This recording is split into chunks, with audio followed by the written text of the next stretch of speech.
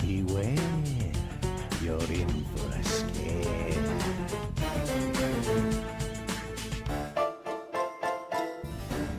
To quote a great philosopher, put thought in your fucking movie. welcome to the special Halloween spooky edition of the M&K Productions podcast.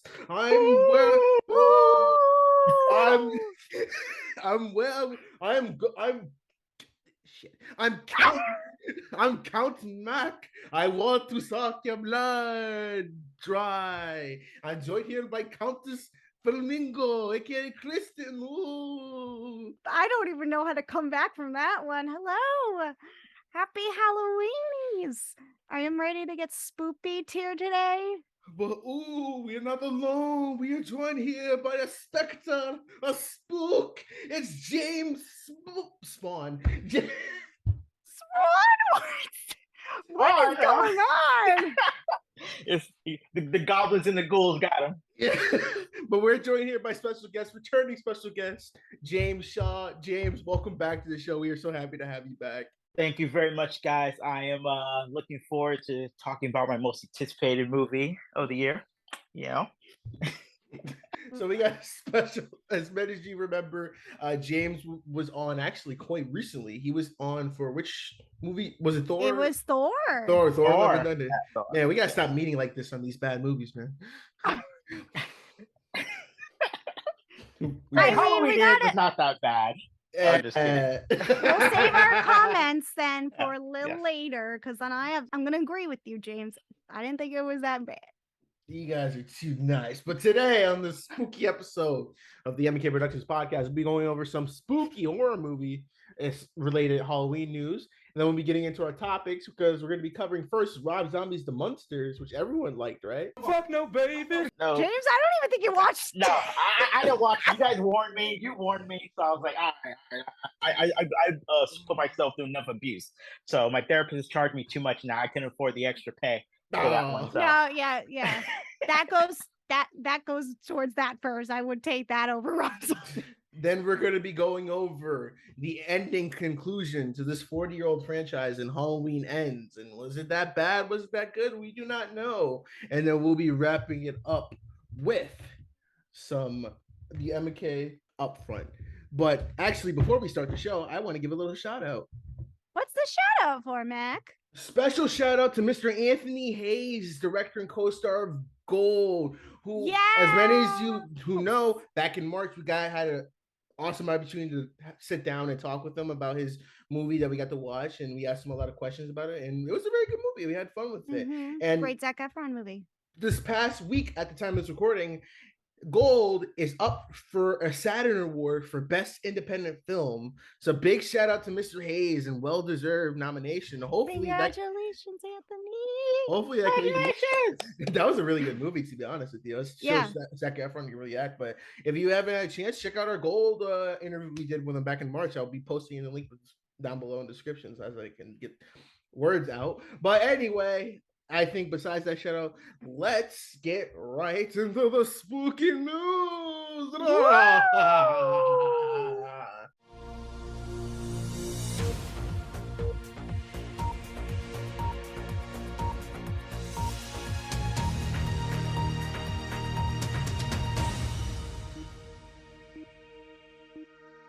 All right, so the spooky movie news. I guess we'll talk about a trailer. I was joking. So when I saw Halloween Ends, which that's what we'll get into, I saw a trailer for Blumhouse's new horror movie. You guys want to know what it is? Let me guess. Does it go by the name of Megan? Yeah, like the Megan. It's gonna be the Megan trailer, which people have called the Yes Annabelle movie. The yes, Queen Annabelle. If If y'all don't know, listen to this podcast. Blumhouse is doing a new movie. It's from I don't know who's directing it, but I think one of the producers is James Wan is one of the producers of it. Correct. Yeah, correct. Something like that. Yeah. So this movie has Allison Williams in it, and it has her like this toy tech company magnate, and she has to take care of her niece whose parents died. and she's like, I'm gonna make her like a real life like a good guy doll, aka Megan doll. So she makes this doll, but then Megan turns out she's like, I won't let anything happen to you. And the trailer went viral because Megan was hitting the Millie Rock. She's going like she's twerking, yeah. ballerina. I'm like, so actually, funny enough, that trailer went so viral, they actually moved the release date up from January 13th to like January 6th. And then that's a sign of bad things usually. Oh yeah, because if many of you don't know, January is the FU's January movie month because that's where they dump all the movies that are due up. Because hey, House Party's coming out the same year with LeBron James. But I'll start off with James. James, what is your opinion on Megan, and do you like Blumhouse Studios as like these new modern era of horror movies? Blumhouse is hit and miss for me, but Megan has promise. I was like, okay, something kind of different. We'll see. But the fact it comes out in January, that scares me. Horror movies in January are never good, and the fact you move it up, you're moving it closer to January. That's not good either. But I mean, it has promise. I think it will. I think it'll do well with the certain demographic, you know. But of course, I'll be there checking out. When Megan said that she'll won't let anything happen to her, I was like, I want a Megan. So maybe when I go watch these bad movies, maybe Megan will say, you know what, don't buy a ticket for that, and so that way I can relate to Megan. But yeah, I thought I'm interested, but holding reservations since the release date is in January, but we'll see. Yeah, so this is like little female version of a high tech Chucky, the way I like to see it. But Megan is popping off like in trending ways the way Smile was. God. Yeah. Because here's the thing, that marketing for Smile really helps the film. And I think with the TikTok sensation that Megan became, and with everything she's got going for her, they don't need to do much now. It's just all now that everybody just has to go see it. I think Megan's going to do well. However, I don't think it's going to be a great movie. It didn't wow me. I was just laughing like crazy with the dance scene. I thought like, it's so out of place for a horror movie. She is hitting those moves and like, ooh, kill him. Ooh, she can go into Dance Moms and have a season on there. She'll be trained by Abby Lee Miller. Get thrown in jail for tax evasion. But true. I know it's gonna do well because Blumhouse, Jason Blum, say what you want about him. I think he's kind of a genius. This man throws the least amount of money at these movies as possible, and even if they're terrible, they will make a return on profit. Because look at the first Paranormal Activity movie was made for like a loaf of Wonder Bread, and they made like a lot of money on it. It's like actually one of the highest grossing found footage movies of all time, I think.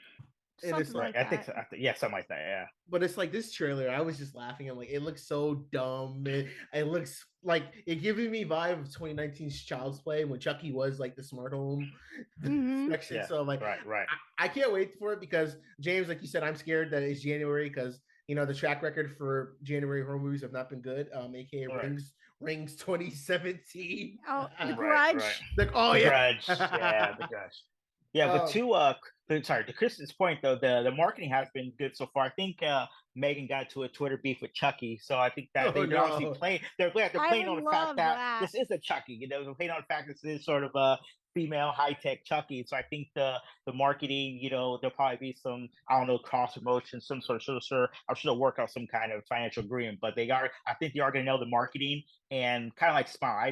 The trailers didn't sell me for Smile, but the marketing kind of worked, and but I think the marketing will help the movie. And then with the TikTok trend, you're gonna get a lot of the high, you know, the young crowd who don't care. They're gonna go anyway. So and I think it's PG-13. Am I correct? Yes. So yeah, this will be an easy. This will be an easy win for the first week of January for 2023 for Blumhouse. I mean, that's a way to start off the year, right? But not on a great movie. I'm sure it's gonna be. So that's unfortunate.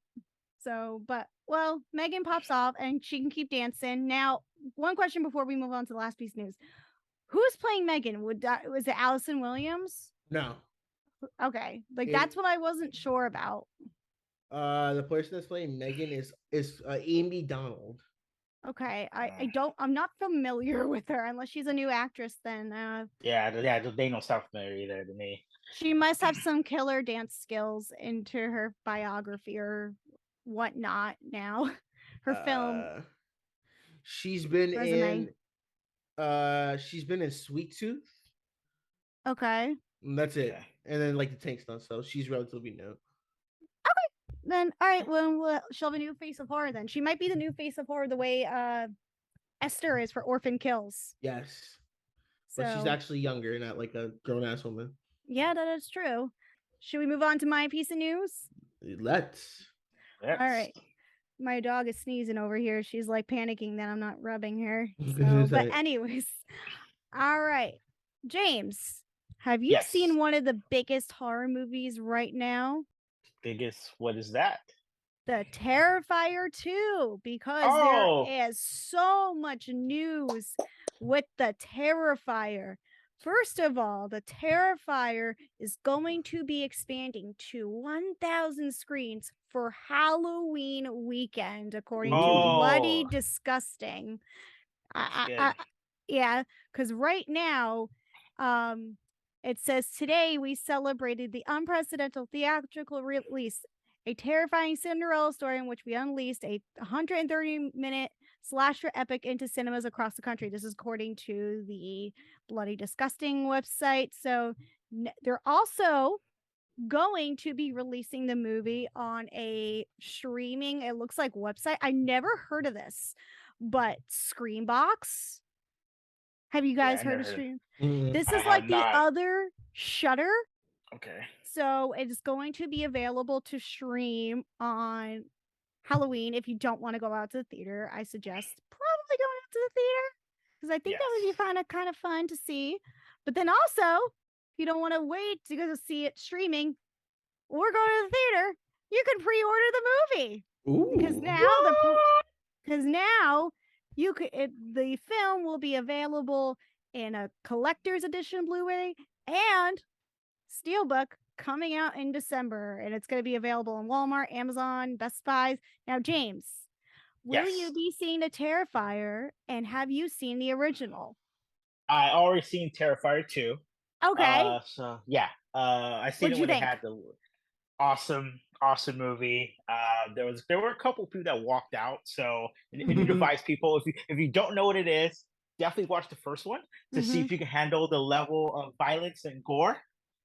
If you can, then you definitely will love Terrifier 2. If you can't stomach the first one, you're not gonna like the second one at all.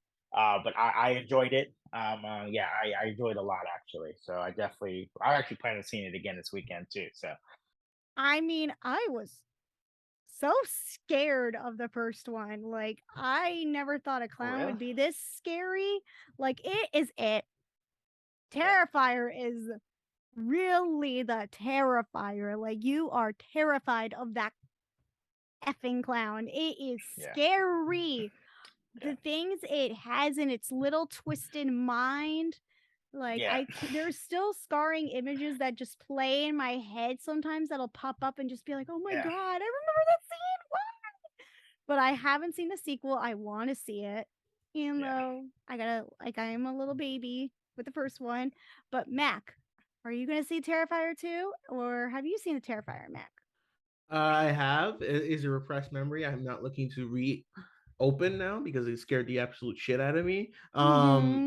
I remember when we interviewed Dead Meat, he said, because he met the guy who played the Terrifier. He's a super nice guy. Oh, no way. And he said, like, yeah, they were working on a sequel. And I forgot all about it. And I saw it, I was like, oh, damn. Because the first Terrorizer was such like a low-key classic movie because like it's a cult hit following. Because I didn't see it. I like watched it on Netflix. I was like, what is this terrifying? Where I watched it. I'm like, what is this terrifying white clown movie? And it's like apparently, people are throwing up, passing out in the theaters. Like Jesus, like if you have that effect, and when your movie gets the stamp of approval by Stephen King, that means everyone's gonna check it out. So I'm probably gonna watch it. Did Stephen King get that stamp of approval? He said he liked it. He did. Yeah. He really? Okay. Well, it's Stephen King. What do you expect? But then again, he approves a lot of movies, though. Yeah. That's like... It's okay. But yeah, I'll probably check it out when it comes out in Shudder or anything, whatever it's going to come on. Screenbox, if you want to check it out through there, or you can pick it up to add to your film collection. I'm surprised it's not going to Shudder right away. That Screenbox had to pay a lot of money for it, though. But anyways, Mac, what's your next piece of news? All right, so it's not horror movie related, but I figured why not talk about it because it's going to be big news. So literally just today, DC finally got some new heads and they're new people in charge in their DC studios because, and then you know the DCU, it's had no creative direction because they lacked that Kevin Feige figure. So DC said, "All right, bet we're gonna have two." So James Gunn and Peter Safran are gonna be the leaders of the film, TV, and animation division of DC. So this comes after because Peter Safran, I think he helped produce Shazam, which I love Shazam. I thought Shazam was like one of the better. And then James Gunn, coming from Marvel, doing one more Marvel movie, and then he did Peacemaker, and he's done Suicide Squad. So this really marks the end of James Gunn with Marvel and him with DC. So guys, how do you feel this will impact DC? Do you really feel like that they're having a vision now? Especially, I saw Black Adam yesterday, and I thought that was actually it was an okay movie, and I feel like it's a good movie for them to start off for this new era of DC for actually a focused vision. There's no one on this planet that can stop me. Be prepared. This is going to be fun. You have no idea. Black Adam. Experience it in IMAX October 21st. I think the firing of James Gunn of Marvel, that was the best thing that ever happened to him. He probably wouldn't got all these opportunities. So good job, James Gunn. And I think this is brilliant news. I love Suicide Squad, love Peacemaker. So I love what he's been doing with the DCU in terms of going forward. I was not a fan of Black Adam, but I have usually been a fan of all the DC movies, but Black Adam was L for me. But I think I'm just looking forward to what they can do. I mean, the opportunities are endless now, of what they can do, and especially since James Gunn was in Marvel, he knows kind of what we want to see, and if he has more creative control, hopefully he could bring unique stories to the screen, whether it's movies or TV. I'm really excited. So this is wonderful, excellent news. We all win too, as film fans. We all win too. So we need to stop this DC versus Marvel. This is great news for all of us. So. And I had to agree what you said. It is a major win. I mean, James Gunn is so beloved. I haven't really found movies where I really disliked his work in, but everything else, I feel like when he touches with the superhero franchises, especially with Guardians of the Galaxy, even what he did with the Suicide Squad, which was outstanding. They want that fun and hopefulness that has a bright future ahead. I mean, Marvel is unfortunately going through a huge slump at the moment, and James Gunn has 2 projects he's working on that he's finished up, and they're going to be released very, very soon. The holiday special looks for the Guardians looks phenomenal because the trailer, as we're recording, dropped today. And then we got Guardians 3, which is going to be the epic conclusion, and James Gunn's going to be closing the chapter with Marvel with his life, and now I could see huge vision and plans for DC. I love what he's going to be hopefully doing with everything, and especially what he has done with Peacemaker and the Suicide Squad, and then he's one of the producers of the Harley Quinn show, so he's got a lot of creative stuff going on, and he's just a unique, funny personality, and he just loves film, and I'm ready to see what he's going to bring to the table for the rest of DC, because what we saw with Zack Snyder, and it didn't really work, which is unfortunate, but it's Zack Snyder. He's not what where Marvel is more beloved, and I think that's what DC wants, and this is a good step forward for everything. Congratulations, James. Yeah, well deserved. I can't wait. Yeah, we got James Shaw. It's the real news. James Gunn was the figurehead. Yes, James Gunn. I'm just kidding. But with the first, I guess I'll ask this too. What projects are you hoping to see from this new what direction do you see, especially after Black Adam with its interesting mid-credit scene? I saw the mid-credit scene and I was pretty pleased with it, even though I didn't see the new film yet. But what do you want to see from this new era of DC Studios? I definitely want to see them bring in more characters that we haven't seen before. You know, like the Lobos and stuff like that, which I believe we can do. And the fact that we had the Batman, which I think is one of the best comic movies. I would love to see sort of darker stories like that. I'd love to see a Superman type story like that. Don't be connected to anything. Sort of do these darker characters. But yeah, definitely just bring in new characters that besides the Aquaman, the Flash, we all know that. Hopefully, get a great Green Lantern project. There's a lot you can do, with Green Lantern. I know they had that show supposedly, but I would love to see different characters and definitely keep on the not everything needs to be connected, like the Joker, the Batman's. Definitely keep stuff up like that. I think if they can do that, and it's gonna be awesome to see. But definitely new characters and also different stories for characters we previously know is probably what I'm most excited for. I just hope we can get introduced to new heroes that I'm not really familiar with, because there were so many, unique heroes, what, like Sylvester Stallone, what was the character? What was it? What's his name? Bruce? What's his name? I don't know. Forgot. Shark Boy. King Shark. King Shark. King King Shark. Yeah. Like, I want new characters that make me, like, say, like, oh, I never heard of this guy before, because, like, DC is so huge that I want them to bring like the unsung heroes that are like so beloved, and I want to get invested with these new characters. So anything is up for game for me. Well, James Gunn, he's gonna bring in a lot of characters that we thought. So I wouldn't be surprised if a Plastic Man movie or TV series might be in the works. So Plastic Man, does he help? What? Who is it? That's Plastic Man. The one that stretches all that. He's like I thought you said. Did you say Plastic Man? Yeah. Oh, yeah. I was like, does he like reduce, reuse, recycle? No.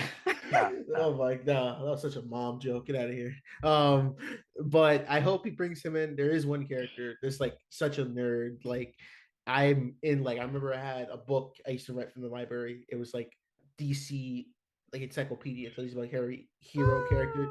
And one of the characters in there that I want to see in a movie is Chemo. Who's he? Yeah. Hold up a second. You get to the next story. Kristen, I will bring up Chemo real quick. Okay, let's kick it off because now we have another film that's going to be in development from Warner Brothers. This is Chemo, my hero. Oh, I know who he is now. We need Chemo in a DC movie. Like, if we can bring Starro as a villain in Suicide Squad, why can't we have Chemo? I mean, or Chemo. He seems kind of fun. He's a villain. He's the Metal Man villain, but I feel like it'd be interesting. Imagine if he gets added to the Suicide Squad. That'd be awesome. I'd love that. Yeah. It would be ridiculous, but it would be a lot of fun though. Just by the look of him. Who would play him though? It has to be like Alan Tudyk. Yes, that sounds like a perfect match, I think. All right, there you go, James Gunn. We gave you a free idea. That'd be $50. All right, Kristen, what is the one movie you were talking about? Okay, so Warner Brothers is going to be developing a Conjuring 4. From Joe Blow News, the Conjuring universe has proven to be unexceptionally successful for New Line Cinema, so this has no surprise that the studio is getting the ball rolling with Conjuring 4. Hollywood Reporter reported that David Leslie Johnson McGorrick will write the script for Conjuring 4. The writer is no stranger to the franchise, as he also wrote the Conjuring 2 and The Conjuring, The Devil Made Me Do It. James Wan and Peter Safran are set to return to produce, and it's expected that Patrick Wilson and Vera Farmiga will reprise their roles in the paranormal investigators Ed and Lorraine Warren. Although no deals have been made, Wilson and Farmiga have appeared in the 3 main movies in the franchise, as well as Annabelle Comes Home. And the writer of the film, David, as I mentioned earlier, co-wrote the script to Aquaman and the upcoming sequel, Aquaman and the Lost City. And he was also recently revealed that he had written a draft for a sequel to The Flash for Warner Brothers. So, on a different note, are you guys excited for a Conjuring 4? And do you want to see more of the adventures of Ed and Lorraine? James? I do not. I'm done with You're these. They need done? to stop. Same. They need to stop. Yeah. They need to stop. They need to. The second one. No. The second one was cool. Second one I think was with the little girl. Like they kind of went overseas, right? Not overseas, but to different country, right? In the second one, Yeah, yeah. yeah. I thought that This- one was good. The last one was they just let it go. Just move on to something else, please. I mean, at least you got familiar faces coming back in terms of like the right directing and stuff like that. But I'm just over these movies, so I'm not excited. But of Yeah. course I'll be there. But yeah. I agree because they've been like doing this. They've been kind of writing off The Conjuring for like a damn near decade now because they keep saying like, yeah, we're gonna have one big like epic Avengers crossover movie. We're gonna combine all the elements of it. And like to be honest, any horror movie now, it's like they can be like, hey, this is in The Conjuring because I feel like some of the movies they do after The Conjuring, like Annabelle and like The Nun, that's just getting a sequel. Oh God. It's like they're like it's in the Conjuring universe. I'm like, what is this universe? Like, what are they building in this universe? It just sounds Right. like, and I didn't like the last one that came out either. It was felt a little dumb. The last one was kind of a slight disappointment. Like I enjoyed it with Vera Farmiga and performances are great in that film, but the whole story of the last one wasn't as thrilling as I was hoping it would be. Yeah. They invest me like as like the first two did. Like the first two I think are just so great when it comes to horror and like especially for ghost stories because it's for me ghost stories are very hard for me to get into. And with them and the way James Wan built the whole world of The Conjuring, it was so neat. And then the last one was such a dud, kind of. And I'm just like, well, I mean, I'll watch it. I mean, Vera and Patrick, I like them. They're great actors. And I love Patrick. It's just, I'm like, are you guys really like, what contract do you sign to get stuck with these movies? You got at a point, you got to be sick of doing this. Right. Well, are you guys gonna?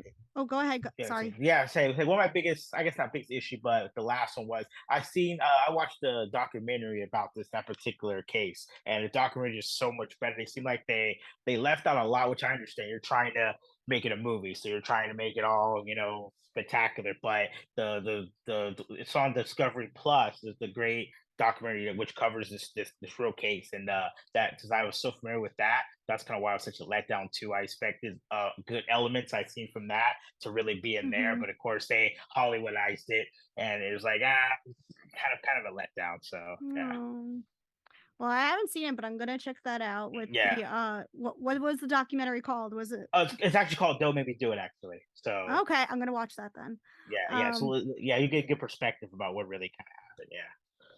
Now, this is like the other franchise that Patrick Wilson is a part of, but the Insidious movies, he's part of that, and he's gonna be directing that. Are you guys gonna watch that too? Because I'm excited to see what he's gonna be directing for that. That's the one he like sleep jumps or something, right? Is that the one? And that's the usual one, right? with the little boy. Right. He could see ghosts or something. Like I don't remember. I didn't see the recent one. I remember the first one, and the second one was awful. Right. I think they do Dreamwalker or some shit like that, right? That was okay. Matt, do you know? Yeah, Insidious? that's what they sleep, right? And they can protect themselves when they're sleeping. Is that right, Mac? I'm trying to. I don't remember. I honestly okay. No. I lost. Okay. I lost the feeling for these movies. Like the first one was good, and I'm like, dude, like all these horror movies, I'm sick of. Can we get like something? Because it's like, is Insidious 4? Like 4? Like what was the last one? Was it 25? Yeah, The Last Key, right? The Last Key, yeah. Yeah, Insidious, The Last Key. The only part I remember about Insidious, The Last Key was like the trailer when the girl had like the guy of the finger like went down her throat, like shut up. I was like, I don't even think Patrick Wilson is even in the new. No. Oh yeah, he is. He is. Never mind. Yeah, he is. I was like, the cast wasn't coming up right away, but and the new Insidious, it's gonna be Lynn Shaw, Rose Byrne, Ty Simpkins, of course, Patrick Wilson, and yeah, Ty Simpkins is the original kid, which I didn't realize until recently, and I was just like, oh, okay. Now that boy has grown up. And like I said, I don't know. I'll watch. And the thing with I hate about it too is that like they make money because you're like, oh, it's a name brand at this point, so it's whatever. People like to get spooked too. That's the other thing. Everybody loves a good scare. That's the only thing, but that's up to judgment of like how good your scare level is. But anyways, right. Max, should we hop into the universe of Rob Zombie and discuss the Munsters as we wrap up the news? Yeah. If you have any news, you can leave it down in the comments below. Send it to our email, the mkproductionspodcast@gmail.com. But anyway, let's get into the part 1 of our topic and talk about Rob Zombies The Munsters. Woo!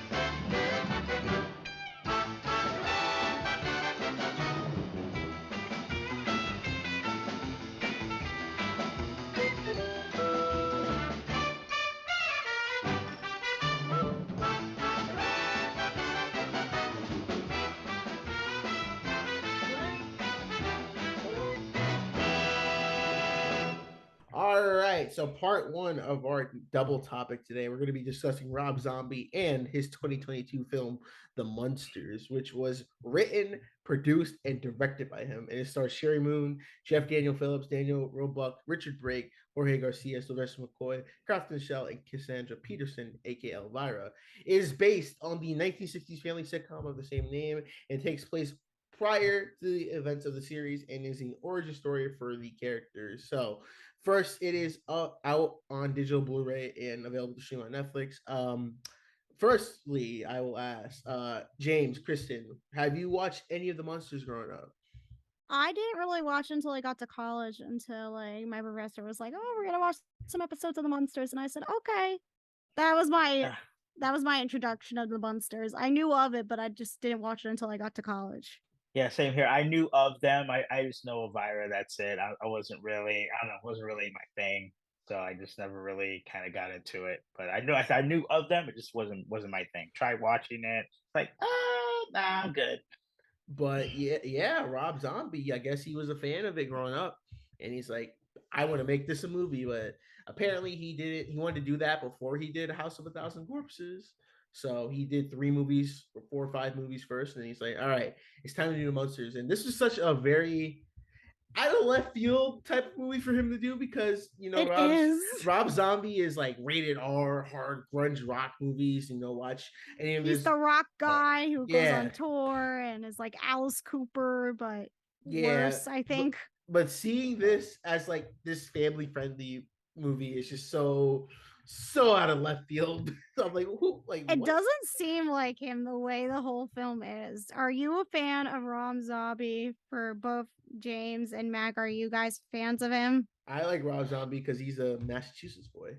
Ah, I see. I like some of his music, I'll say. For me, it's hit and miss for me. I don't know. I funny talking about Halloween. We talked about this before, but I actually like this Halloween movie. But other than that, yeah, you kind of get the same type of stuff. I'm not really one of my favorite kind of directors, but that's interesting thing about the Munsters though. I didn't realize that it's so like I guess it's PG then, right? Because it's family friendly. I might have to watch it just because to see how that looks. So for him, oh, it's so family friendly. It's so left field. It's like rated G almost. I feel. Do you know how long this movie took me to watch? How long? 2 days. I literally had to split this up because I just couldn't stand the pacing for this film. Because one thing I don't think Rob Zombie is good at is the pacing of films. Like, he doesn't know how to keep the story flowing. Like, oh my gosh, it was watching paint dry a couple times. Like, I was like, all right, where are we going with this? How we're gonna get to the destination. And this film is like almost like 2 hours long for a family film. I feel like this film did not need to be 2 hours long. And we just go on this long tale of an adventure, just from the dating, the marriage, the honeymoon, the moving out. It's like the whole thing like the origin of the Munsters, and I'm just like, oh my god, we're really going there. We're really going there.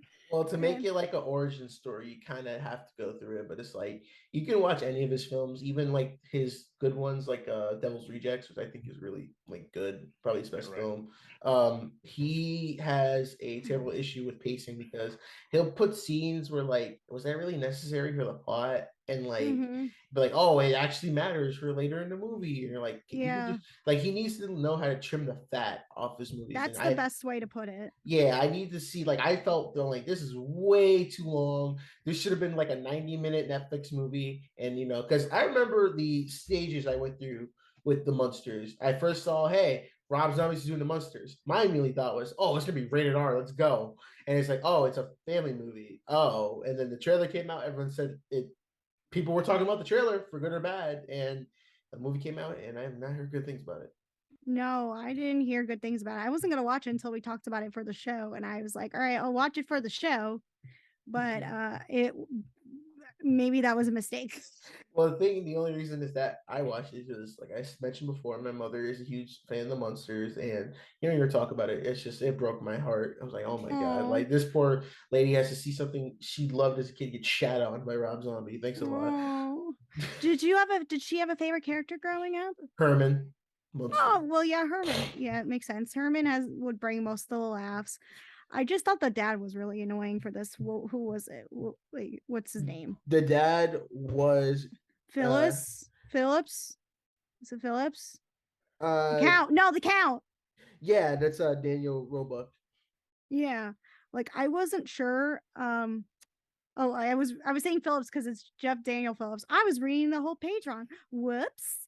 But anyways, yeah, I just was not expecting to see half the same people that he was using for his whole films. But I think the performance always expect his wife in these movies. She's in front center. I think though his wife plays the Lily Munster, I think, perfectly to a T. Like she does a really good job at that.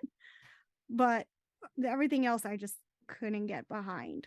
Like everything felt like it was made for a TV movie, but I guess that's what they were going for. Like the whole film knew what it was going for, but it just lacked substance, I think, especially for the script.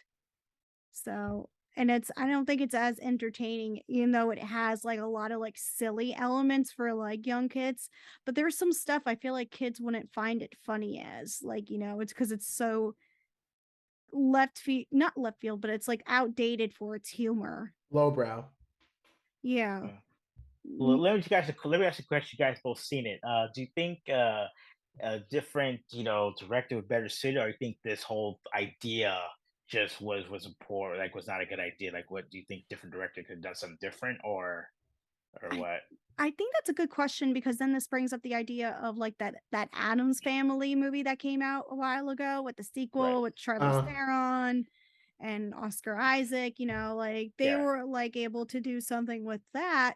Were those films initially good? No, but I feel like kids were able to get into that. Now I don't have young kids, or I don't babysit anymore where kids would like this, so I can't say if a child would like it, but like kids I sat for liked the Addams Family, and that was like, you know, adapted from an old TV show, but then yet that was a cartoon.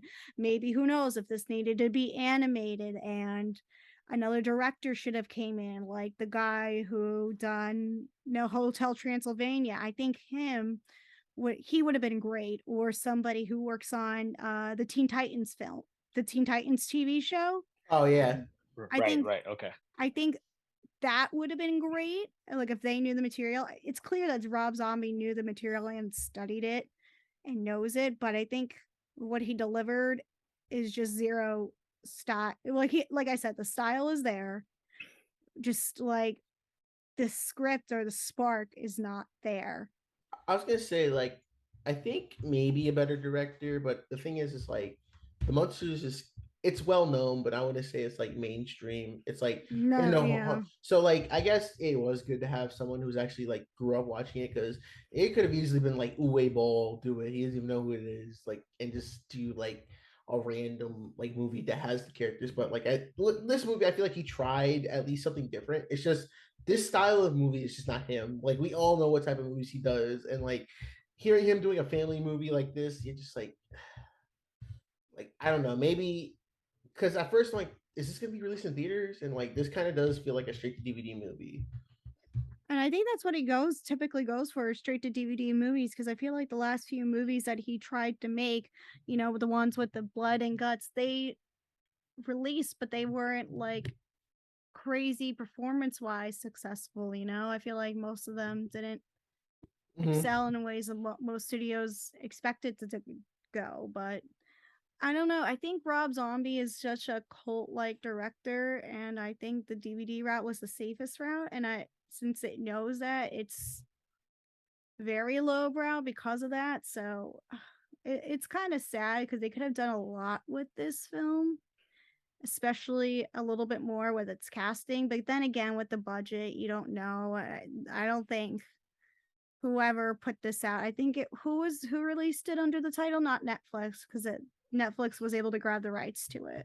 That would be Universal 1440 and Spook Show Internet. Yeah, so Universal didn't give them a lot of money for it. They knew this was going to be an iffy road, so I think they were just going on a safe route. But yeah, who do you think would have played a better maybe Count or Herman? Anyone? Like like anyone I know. Like it's just I didn't believe anyone as like these. I don't, because it's hard. It's hard for me to see these characters because honestly, I think the Munsters probably should have gone the Addams Family route and just be animated, so you do a lot more. You could be a little bit more silly with the humor, and I feel like it would get away with a little bit more with the kids and stuff, because especially with some of the things that they do, and especially in the beginning, like with the date scene, like the way the best date scene that I saw like in an animated film is like if you saw the Despicable Me 2, the blind date. Did you guys see that? Where Gru goes on the date? Like that would have been like a scene like that happens in the Munsters film.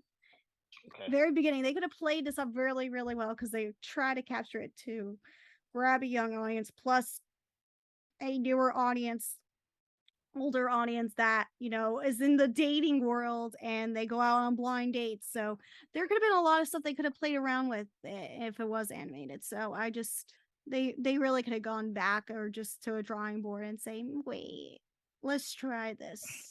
And I feel like it would have done well if they were able to like release it theatrically, if that was the case too, if they made it animated. Yeah, and like I said, Rob Zombie probably should have done. He could have been a producer, like not writing. Yeah, I mean, why not? He could have been a supervising producer and like giving his thoughts on some of the screenwriting notes or something, and been like, oh, like bring in somebody who's like also passionate about the the whole thing, and been like, oh, is this right? Because is this wrong? Should we add this? And then he clearly wrote the film, and they could just be like, no, try to add this. And yeah, it's kind of disappointing though for what how he took it. Cassandra Peterson though was fine and dandy, but that and George Garcia, what's his name from Lost, is in it. He needs money. Those lost checks aren't as big as they used to be. But that brings the question. What do you guys think about Rob Zombie overall as a director? Did you like his Halloween movies from 2007 and 2009? Yeah, I think he did 2 or 3, right? From there's so many Halloween. He did I get confused. H2O, right? Is that his? No, he did the one in 2007, which was like a direct like kind of remake of the original one, and then he did his own sequel in 2009. That was the one where he made him talk, right? Yes. Oh, I hated that. Yeah, I think I'll probably get confused. I know at least probably like the first one. There's so many Halloweens, I get confused with who made what, but I know at least the original one I probably like. Not the one he talked, definitely not, because I'm like, that's weird. But yeah, I definitely like I think the 2007 you said, right? Yes. That one's probably at least what I remember. I might be mixing that's the Halloweens together. That's the one. That's the one where he killed Junie in the beginning. Michael. Junie. It's like Junie Cortez. Yes. Okay. Okay. Yeah. Oh, sorry. Yeah. Yeah. Okay. That's right. Yeah. There's just so many of these. It gets so confused about which is which, who did what. It are so close together. There's so many. Like every 2 or 3 years, they just keep remaking Michael these Myers things. never So dies. Evil never dies, is like what they say in those films. yeah. Well, I guess that's true. Just gets remade, huh? Reborn. That is, evil is reborn. Should we Evil talk dies about? tonight. Should we talk about our other movie now? Yes, let's hop into it. It's Halloween. We're gonna have a good time tonight. Boogeyman is coming. He's gonna get you. You're gonna get you. You're gonna get you. You're gonna get you.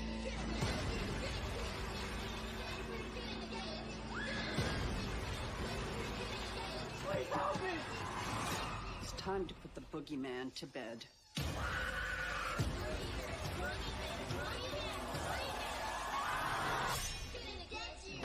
Halloween ends. Warning. Spoilers for Halloween Ends incoming. So this takes place 4 years of the events of Halloween Kills, and it's a Halloween movie. That's the way we can spoil it. I don't give a shit. No one watches. Like, I'm trying to figure out how to say it, but yeah. So pretty much what happens is this new kid in town named Corey. Something happens where he killed a kid in the beginning of the movie. Well, the kid Accidentally, here's the thing. It's Accidentally. accident. But to be honest, my opinion, kid kind of had it coming. He Yeah. did. He's there. Yeah. Yeah. So So yeah, when I saw that kid, I was like, "See, I'm glad I'm raised in a black household. I cannot be." Oh, yeah, no. My mama would have been my mama would have been accident killing me. You know what I mean? Yeah, oh my. She would have said, "I knew it was no accident. James fucked up. I killed him. Yep, I did it." You know what I mean? So, yes, they deserve to die, and I hope they burn in hell. Oh Yeah. my god. hey, hey, Matt knows. I'm being honest. Yeah, You know, black you're kid. not Wow. wrong.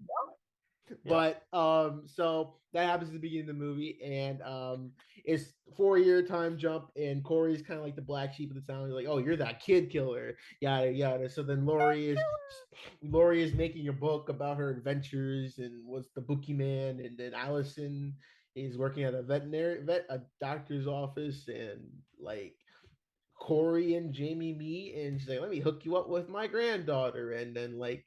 She's like, I see evil in his eyes. I don't know if he's bad or not. And then they find out Michael Myers is alive in the sewers, and adventures ensue where Corey becomes just Two-Face and gets adopted by Michael Myers. This is all happens in the movie. I'm not joking. I'm not joking. I'm dead serious. He becomes Two-Face, and Michael Myers adopts him. They go on a rampage, and at the end, we get the trailer. The ending is just the trailer of the movie. The fuck are you talking about? The fuck are you talking about? Yeah, that's pretty Yeah, much it. I guess that's the best way to explain it. So the opening scene with the kid, I was the loudest person that laughed in the theater. Oh my god, Yeah, yes. I was so out. funny. I was out on my date with my girl, and yeah, that was not a good first impression. She's like, this kid. Well, she was laughing too, so I was like, No, she'd be like, why is this kid laughing at a murder? Because like the way it happened, you wouldn't expect, because you thought, oh, Michael's gonna pop up behind him in the attic. No, the kid just freaking swanton bombs at the freaking bottom steps, like, my baby. Yes. Yes. Do you know what it was like? If you take a water balloon and you smash it all the way down, then that's how the kid's blood just goes everywhere. My question is, how close was he to the door, and how hard did it get pushed open for him to be like, Yes. Yeah. I would love to see that happen. Like, oh god, like the metric set of like how close was the kid and how powerful was that what's his name? Corey. I want to call him Chad, but his name's Corey, but don't ask me why I want to call him Chad, but oh my gosh. But James, you were very vocal about how you felt about Halloween Ends. Give the people of our podcast, like, what did you think about this movie? Because we know what you think about it, but let's hear it. All right. All right. First off, I don't like being lied to. Okay, I think we're all lied to. You kept saying, "Oh, Michael versus Laurie in the final showdown." Corey was nowhere in the trailer, nowhere in the poster. Okay, and so I expected Michael Myers and Laurie, right? That's what I was given. That's what I was promised. Okay, it started off okay, cool. Look, kid died. Like, this is pretty cool. The love story. I was sitting with my friend Tyler. I was at a early screening for it. No, all of us were bored out of our mind, and we kept looking at each other like, What is this movie? The dialogue was creepy as fuck. They kept saying face fucking. I don't know what was going on during that movie. And I don't understand how Michael just chilling in the sewer. Like, what's to do besides getting these people? I guess I didn't see the McDonald's. I guess he's like Ubering or something, McDonald's or something like that. But I was like, you gotta be kidding me, man.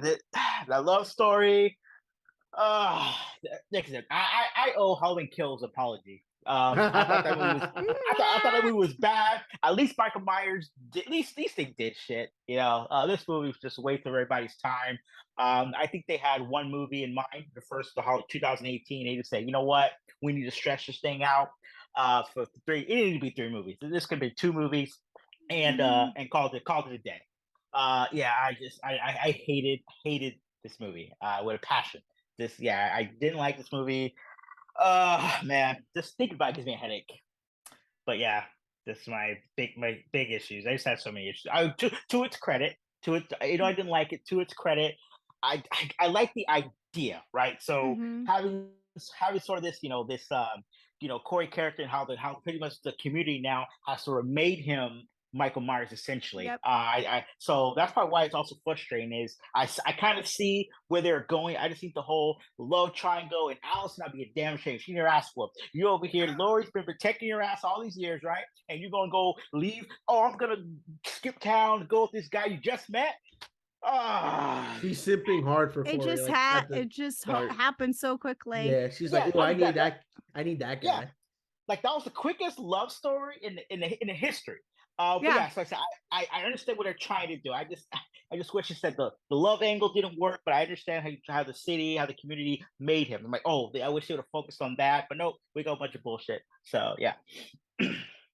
Yeah, I have to agree. I'll say this. I think Kills is definitely worse than Ends. I will say that. Kills is just, I felt like an S show and I hated it.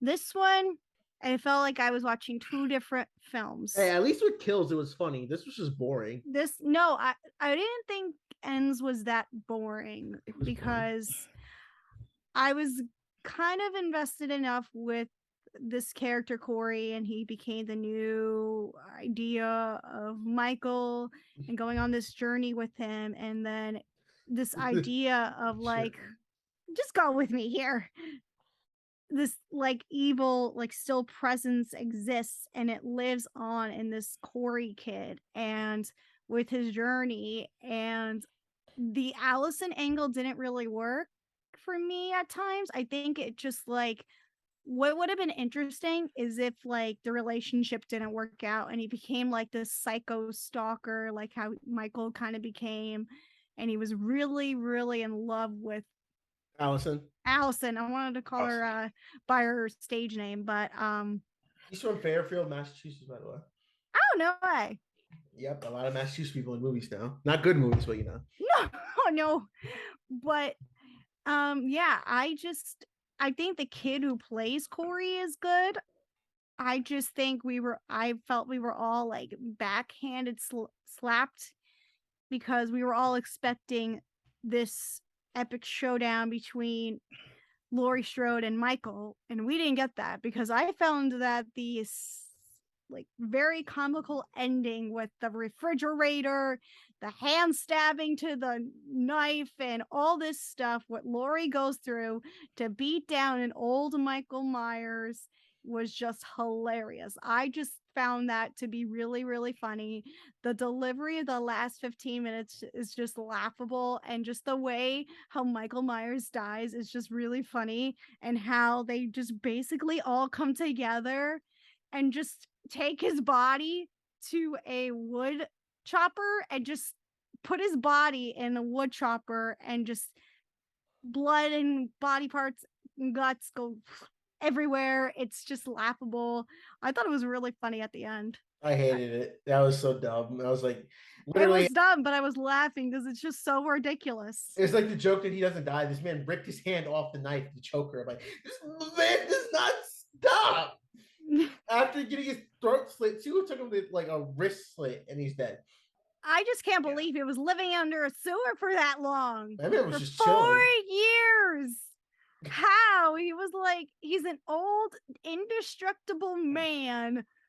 How? That And nobody could P90X. have found him. I was just like baffled. And then somehow Corey finds him. He found Corey. Oh Yeah, yeah. that's a good. He's like, son, my son, you need They to found go each here. other. My unborn son, it's you. Let me take you under my wing. Let me show you my man killing ways. And then I thought that was dumb. Like the fact that like at a point in the movie, Corey and Michael become like partners. Like since when the hell does Michael Myers have a partner? He would have snapped his kid's neck well, in the it's meant original to. I think the way that they saw it was taking him under his light and he was doing Michael's work for him. Michael's like, I don't need this damn skinny kid. I'm about to kill him myself. He's old. He's like, no, because you saw him in the beginning of the movie when he first found him. He was like, when he got the stab, he's like, keep stabbing him. He's like, yeah. Yeah. and he like felt, and then like, okay, the one scene I want you guys to ask you about, the scene when they went to the house to kill the doctor and his girl. Please tell me you thought when Corey was on the bike that Michael was going to be on the back of the bike, because I thought for a second like, yes, and I was like, oh, How did Michael get there?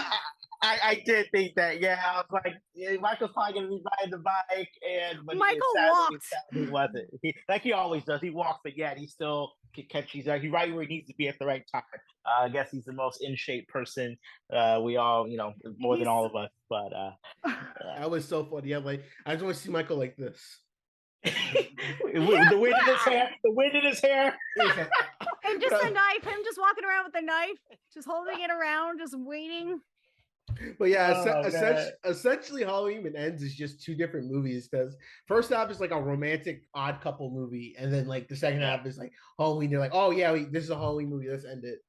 Did you guys think it was kind of strange in the scene where that Corey went back to the house where the kid died and he falls asleep and the kid's stained blood floor? Did you think that was weird? That was funny. I was like, what the hell? And then he dreams of Lori. I was like, my God. I thought that wasn't blood. I thought like he made a dent when he fell. Like, damn, he fell that hard. Right. I thought that was a crater. And then the scene, I mean, here's the other thing too. The kid doesn't like Halloween, and I like the one thing I kind of did like the fact that he's like embracing Michael Myers in his own sense, because the kid grows to wear his own mask, that shitty clown mask. Then he steals Michael's mask. Like, you don't need oh shit. He's like, you don't need this, old man. I was like, and then he just steals it, and then he walks around, and then the old Michael Myers is walking around looking for his own mask.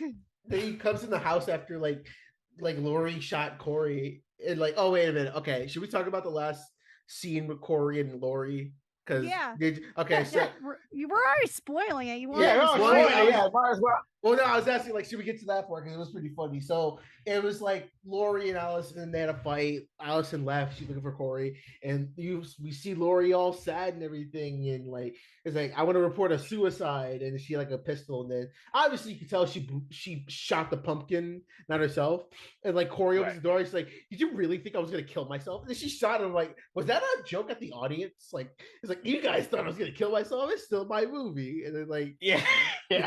Corey, this is still my movie, regardless of what y'all think. Then Corey, I'm looking the paycheck. Yeah, I want a poster.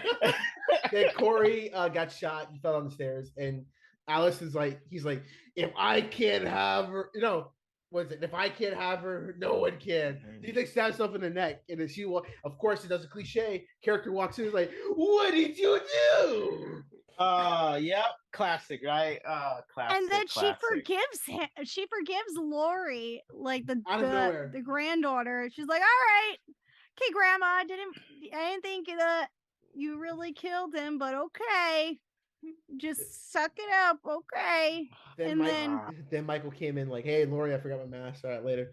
Yeah, and then it's like, you gotta die, Michael. Like, here's the thing. I didn't feel like Jamie Lee Curtis didn't feel like an actual character for this film. Like, she didn't become like essential until like the very end. That's how I feel. And then there's just other characters that just pop up. Did you guys were expecting to see Brian Tyler Henry just pop up out of nowhere? No, no. Was it Brian Tyler? No, Omar Dorsey. Not him. Omar Dorsey. I always thought it was Brian Tyler Henry in the role, but it wasn't. Right. I'm gonna say, wait, he's not in this. I like how they went through callbacks with the one lady from the last movie who got stabbed with the light suit. I'm like, oh, you lived? Yeah, honestly, I'm surprised she lived. Yeah.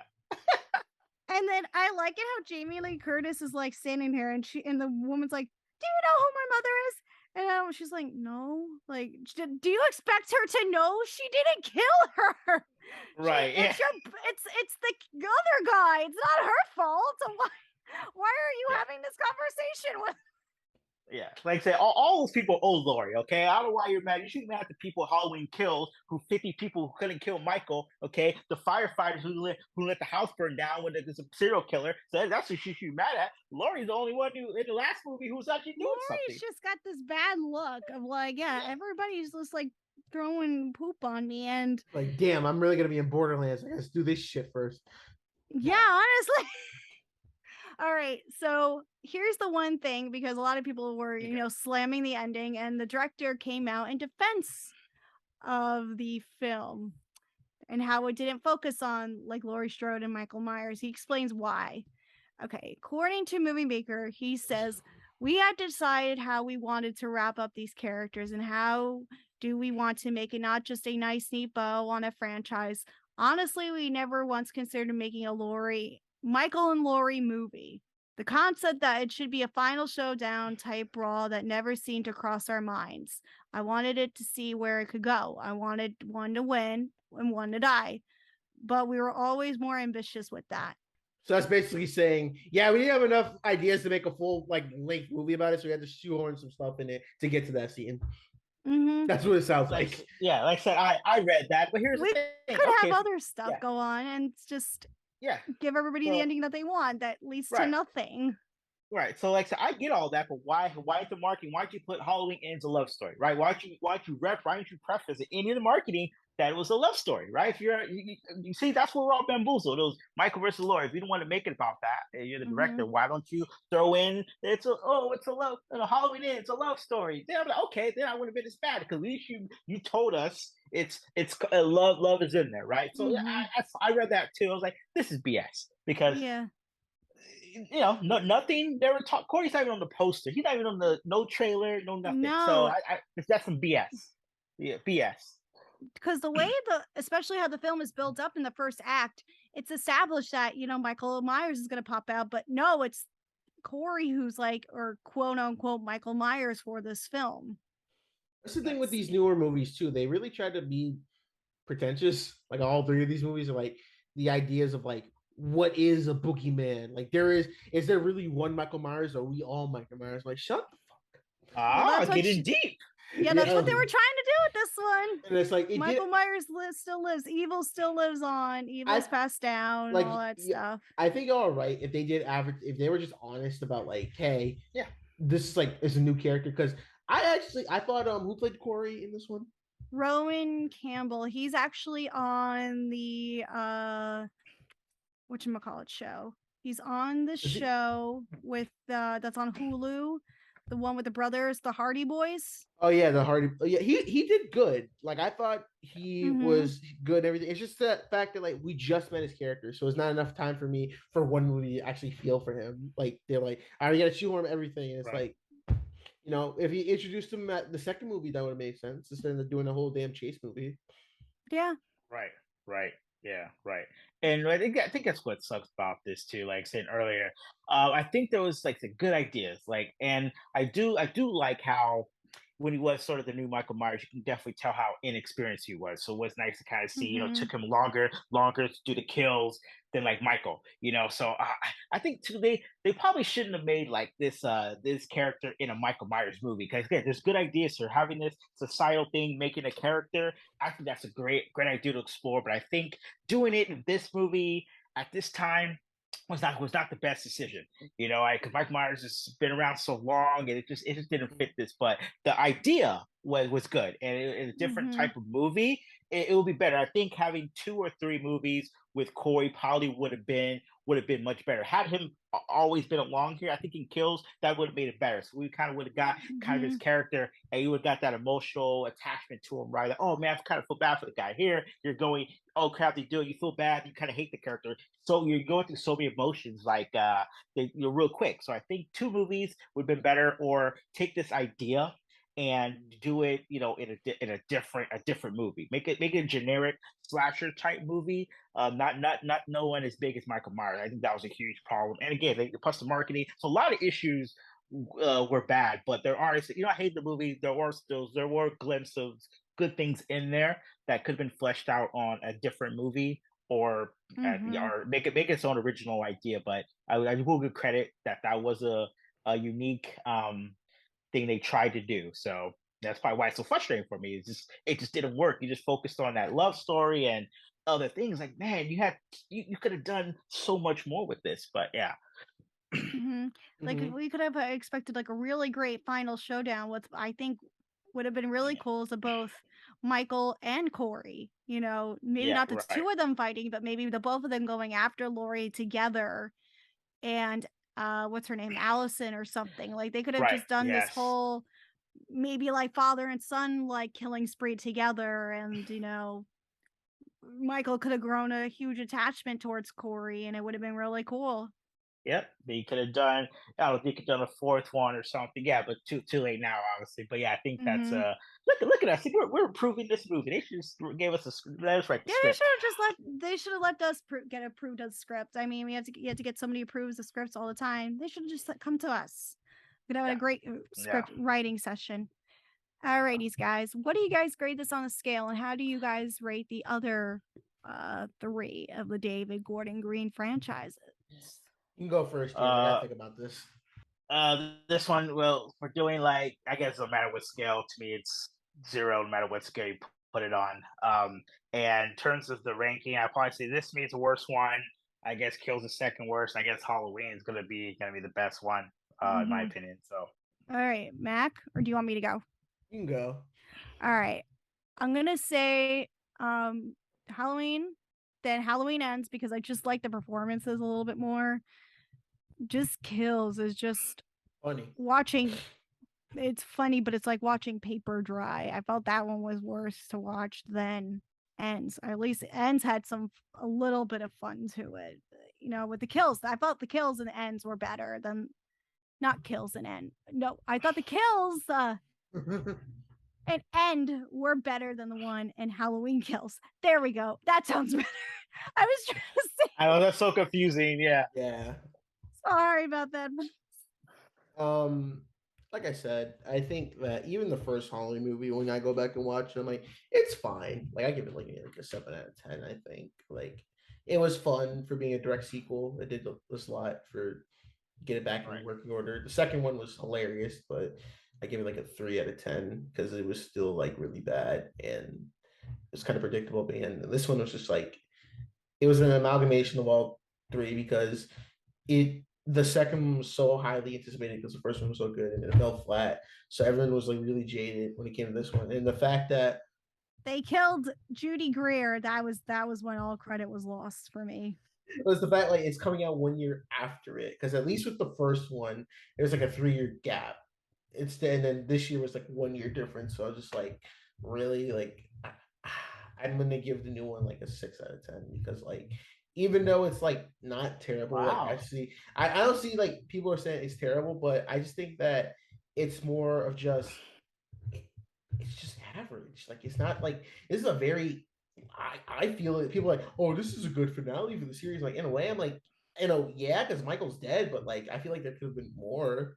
Like like there could have been more to it. But so how long until they reboot it? And give it 5 years. 5 years, and they're gonna say Michael's not dead. No. What they'll do since they discredited all the sequel movies after one, they'll do like a character like Danielle Harris's character is older and Michael like terrorizes her or something. Oh my god. Or like Buster. See, this movie needed Buster Rhymes. If Buster Rhymes came in, if Buster Rhymes was a DJ and you saw Michael was like, "Happy Halloween, mama!" Like I wanted that. Yeah.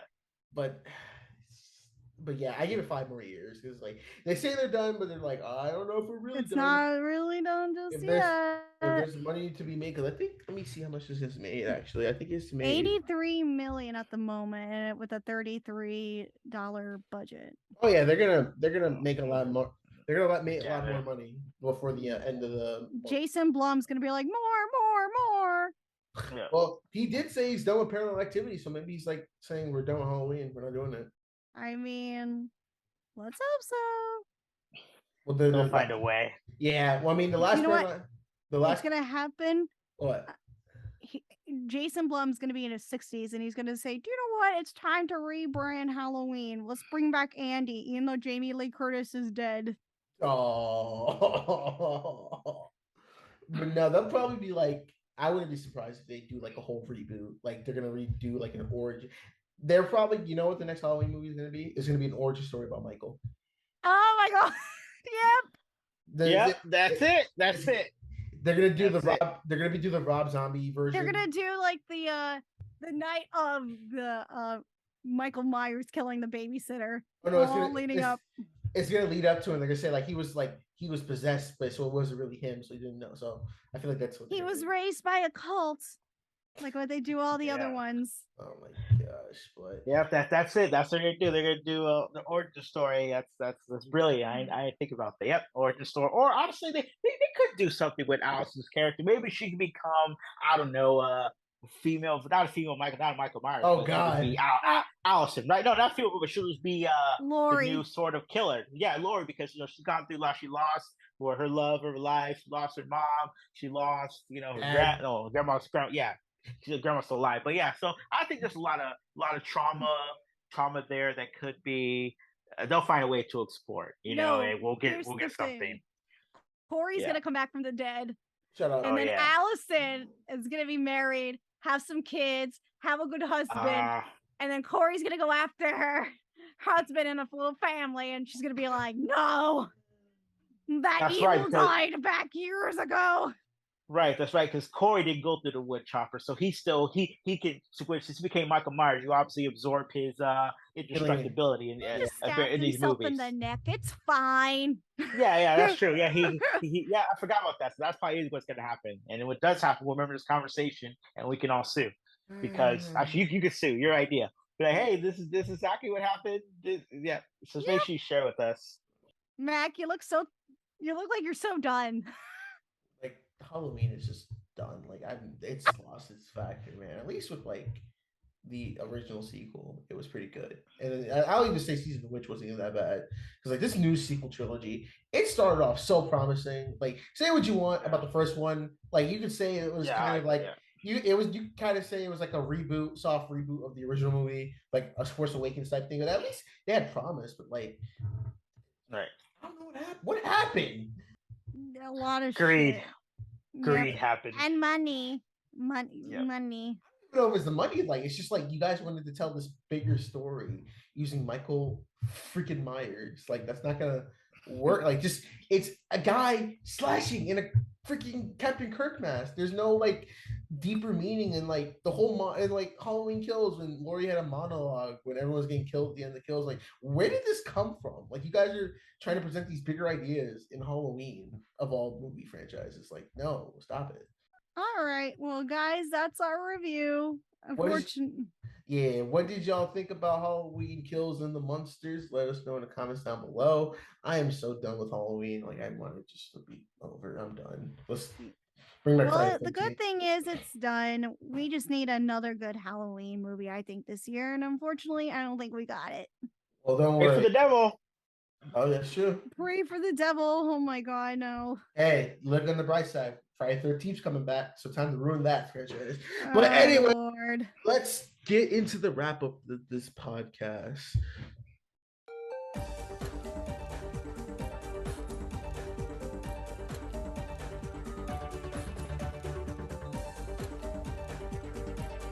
This is Boomerang from Cartoon Network. Alrighties, guys, let's talk about the wrap up. Coming up on our next episode, we are going to do a deep dive on Robert Zemeckis. We're going to hell. Mac might be going to hell, at least.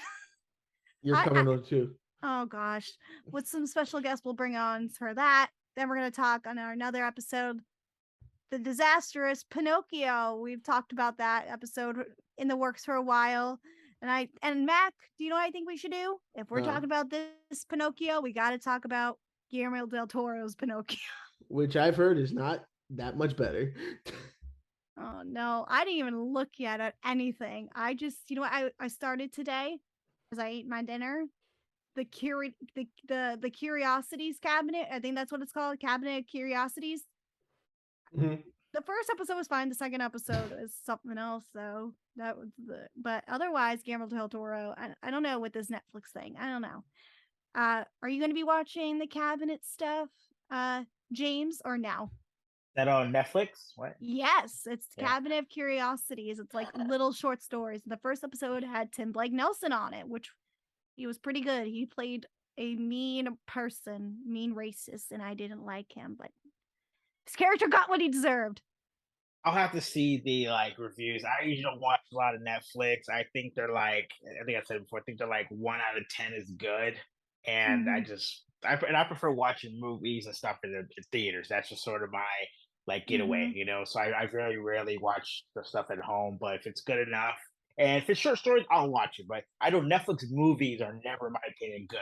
So I don't even waste my time on watching them. So, but I'll check it out. I'll check it out. Short stories. I like Guillermo del Toro, so I'll check it out. Alrighties, guys. But that's it on our end. Have a safe and happy Halloween. James, thank you for coming on our special Halloween episode. I appreciate it. I appreciate it, guys. Always a pleasure to talk to you guys. So, yeah. We got to find a better movie for us to talk about instead of just talking crap about all these bad movies. Am I right? I know. Wakanda Forever. Wakanda Forever. We can have you come on for Wakanda. That sounds like a plan in my book. I mean, I still want to see it. So I still haven't watched Black Adam. Maybe I'll watch that eventually. But Mac, anything else on your end? No. So yeah, keep on the lookout for those episodes. And I want to thank James for coming on. All his social media will be linked in the description below. Stay safe this Halloween because it's crazy out there. And we see you all in the next episode. Bye. Watch out for evil. Yeah, watch out for evil. Evil never dies. Bye. Happy Halloween. Happy Halloween.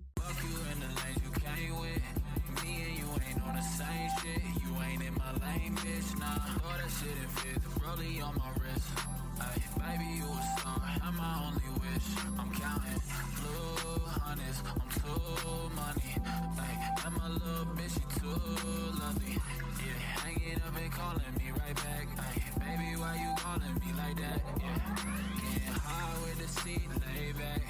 Baby, gon' relax. Yeah, they don't know the half. Yeah, no matter what happened, I got your back.